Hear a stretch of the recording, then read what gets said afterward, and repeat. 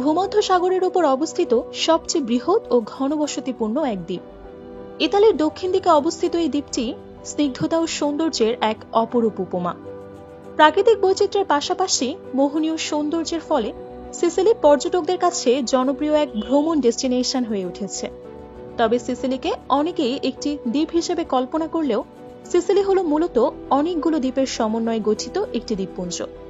যেসব দ্বীপ নিয়ে সিসিলি গঠিত হয়েছে সেগুলোর মধ্যে এগাদি, লিপারি, পেলাগি ও প্যান্টেলেরিয়া অন্যতম।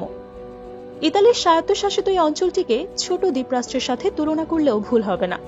ইতালির অধীনে থাকলেও সিসিলির আলাদা সরকার ব্যবস্থা রয়েছে এবং দ্বীপটির রাজধানীর নাম হল পালেরমো। ছোট দ্বীপরাষ্ট্রটির আলাদা পতাকাও রয়েছে, আর সেখানকার অধিবাসীরা নিজেদের ইতালিয়ান নয় বরং সিসিলিয়ান হিসেবে পরিচয় দিতে বেশি ভালোবাসে। ভূমধ্য সাগরের অগাধ জলরাশি দ্বারা বিস্তৃত সিসিলি দ্বীপটির অধিকাংশই পাহাড়ি অঞ্চল। এছাড়া এখানে বেশ কিছু আগ্নেয়গিরির দেখা মেলে, যেগুলোর মধ্যে অন্যতম হল মাউন্ট এটনা। সক্রিয় এই আগ্নেয়গিরিটি ইউরোপ মহাদেশের সবচেয়ে বড় আগ্নেয়গিরি। কিছুটা বিপজ্জনক হলেও প্রতি বছর অসংখ্য পর্যটক মাউন্ট এটনায় আরোহণ করতে আসেন। ভূমধ্য সাগরের উপর অবস্থিত হওয়ায় সিসিলি আইল্যান্ডে সামুদ্রিক আবহাওয়া ও জলবায়ুর প্রভাব বিদ্যমান। বর্তমানে দ্বীপটিতে প্রায় 5 মিলিয়নেরও বেশি মানুষ বসবাস করে। প্রায় 10,000 বছর ধরে এই দ্বীপে মানবজাতি বসবাস করে আসছে। ভূমধ্য সাগরে দ্বীপটির সুবিধাজনক অবস্থানের কারণে বিভিন্ন সময় বিভিন্ন শাসকরা সিসিলিকে দখল করে রাজত্ব করছে। ভূমধ্য সাগরের সর্ববৃহৎ এই দ্বীপটিতে গ্রিকরাই সবার আগে হানা দেয়। খ্রিস্টপূর্ব 8ম থেকে 6ষ্ঠ শতাব্দী পর্যন্ত তারা এখানে শহর স্থাপন করেছিল। তবে এরপর সিসিলিতে রোমানদের দাপট বাড়তে থাকে এবং খ্রিস্টপূর্ব 3 শতাব্দীতে গ্রিকদের হাত থেকে এই দ্বীপের শাসনভার রোমানরা কেড়ে নেয়, যার ফলে দ্বীপটি প্রথমবারের মতো রোমান সাম্রাজ্যের অংশ হয়ে ওঠে।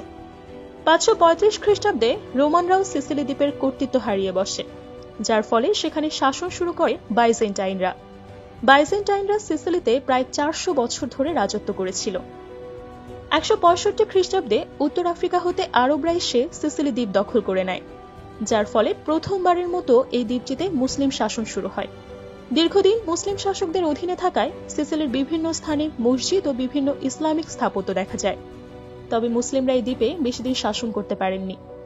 1060 খ্রিস্টাব্দে দ্বীপটির ক্ষমতা দখল করে ফেলে নরমানরা।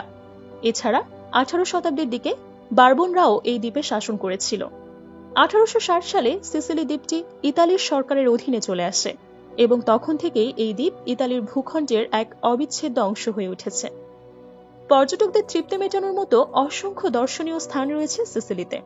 দ্বীপটির রাজধানী পালেরমোর রাস্তা দিয়ে হেঁটে গেলে দেখতে পাবেন প্রত্নতাত্ত্বিক বৈচিত্র্য ও বাইজেন্টাইন মোজাইক। এই শহরটিকে ইতালির কালচারাল ক্যাপিটালও বলা হয়।